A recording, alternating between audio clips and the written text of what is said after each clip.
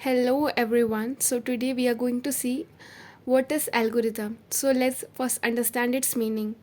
Before solving a problem, one should know what to do, how to do it, and what are the types of steps should be taken. So an algorithm is a step-by-step method for solving a problem. An algorithm refers to a set of instructions that define execution of a work to get the expected result. Sometimes an algorithms are difficult to understand. It is also difficult to show looping and branching using an algorithm.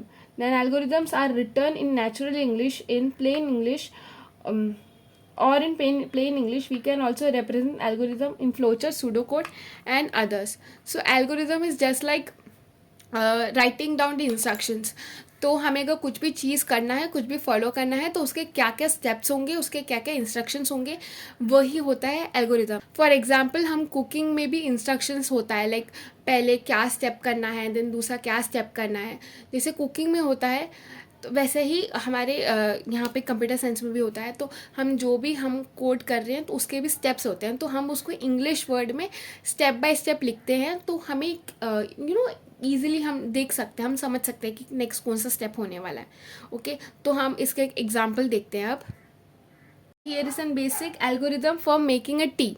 So making a tea के लिए पहले हमें start करना है. तो start and stop are by default. सारे algorithm में पहले स्टार्ट होगा एंड देन एंड में स्टॉप लिखना होगा. तो बीच में आएगा boil water and add tea leaves और पाउडर. सो सबसे पहले हम लोग पानी गर्म करेंगे चाय बनाने के लिए, एंड देन उसमें चाय पत्ती या फिर जो भी टी लीव्स जो भी हम डाल देंगे उसमें.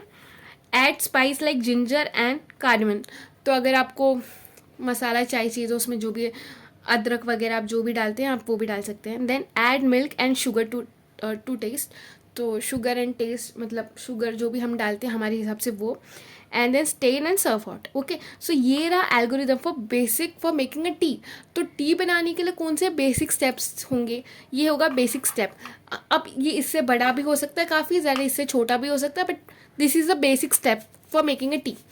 ऐसा ही हम कोडिंग में जो भी क्वेश्चन करेंगे उसका भी एक एल्गोरिदम होता है, उसका भी एक बेसिक स्टेप्स होता है जो हमें फॉलो करना होता है. हम यहाँ पे भी वही करेंगे.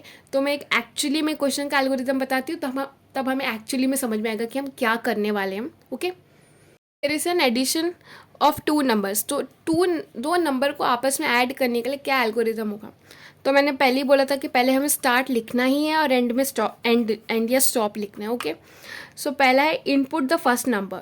तो पहले हम पहला नंबर एक्सेप्ट करेंगे. दो नंबर के एडिशन के लिए ऑफकोर्स दो नंबर चाहिए होगा. तो इनपुट द फर्स्ट नंबर, पहले फर्स्ट नंबर लेंगे. इनपुट द सेकेंड नंबर, फिर हम सेकेंड नंबर लेंगे. Add num and num two. So ये पहले वाले नम को हमने नम वन बोल दिया, सेकेंड को बोल दिया नम टू.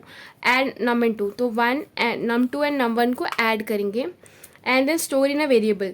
तो एक वेरिएबल में इन दोनों का एडिशन स्टोर करेंगे. फॉर एग्जांपल हमारे वेरिएबल का नाम होगा रिजल्ट. तो हमें रिजल्ट में सेव करेंगे num one plus num two. Okay, output और डिस्प्ले द रिजल्ट. तो उसके बाद num one and num two को जो हमने रिजल्ट में डाला था एंड देन हम उसको प्रिंट करेंगे. And then end. तो ये हमारा बेसिक स्टेप है दो नंबर को ऐड करने का. एंड इसके आप कोई और स्टेप भी देख सकते हो, बट एक बेसिक स्टेप होता ही है जो हमें फॉलो करना होता है. So this is one of them. So ये रहा हमारे second example. Check whether the number is odd और इवन. उसमें यहाँ पे ऑड और इवन हम चेक करने वाले हैं. सो सबसे पहले स्टार्ट एंड स्टॉप. तो बेसिक स्टेप आएगा ही आएगा. Declare one variable. तो अगर हमें नंबर ऑड या इवन डिक्लेयर करना है तो हमें एक वेरिएबल तो यूज़र से लेना ही पड़ेगा, जिसमें यूज़र हमें वैल्यू देगा, जिससे हम कंपेयर करेंगे कि वो वैल्यू ऑड है कि इवन है. तो हम एक वेरिएबल लेंगे जिस वेरिएबल का नाम है number. Print a message. Enter a number to check whether it is odd और इवन. सो हम एक हम डिस्प्ले करेंगे एक मैसेज, तो यूज़र को पता चलेगा कि हम किस लिए इनपुट ले रहे हैं.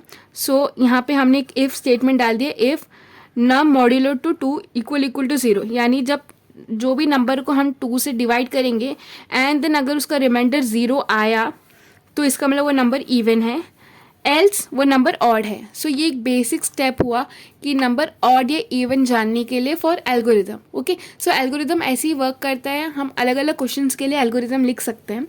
ओके, सो मैं नेक्स्ट वीडियो फ्लो चार्ट पे बनाती हूँ, तो हमें पता चलेगा कि इस एल्गोरिदम से हम फ्लो चार्ट कैसे बनाएंगे.